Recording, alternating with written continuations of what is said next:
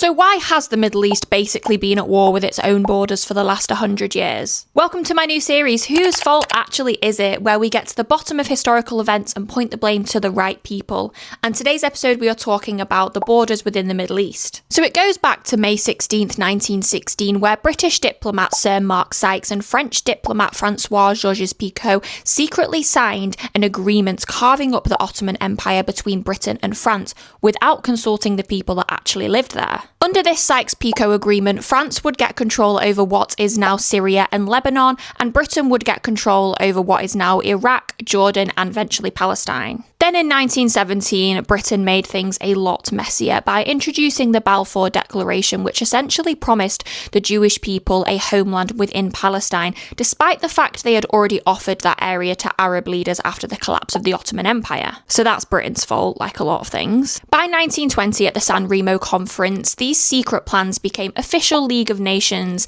and borders were drawn mainly for the convenience of the European powers, without taking into consideration any ethnic, tribal, or religious communities. One of the clearest examples of this is the Kurdish population, which is roughly around 30 million people. They are the largest ethnic group in the world to not have their own state. So because of the new European borders that were drawn, the Kurdish people ended up being split across Turkey, Iraq, Iran and Syria, with little to no say in the matter. Decades on, a huge number of the region's conflicts, such as Iraq's Sunni Shia Kurd or Syria's civil war, can all be traced back along fault lines that were decided in offices in London and Paris. Plenty of historians will of course point out that a lot of regional leaders that came into power after independence are at fault for a lot of these conflicts, and it's not colonial borders that are the only thing at play. But it does raise the question that when a map is drawn in 1916 by two men who put the borders wherever they want for their own convenience, if they are still making headlines in 2026, you do have to ask, whose fault actually is it?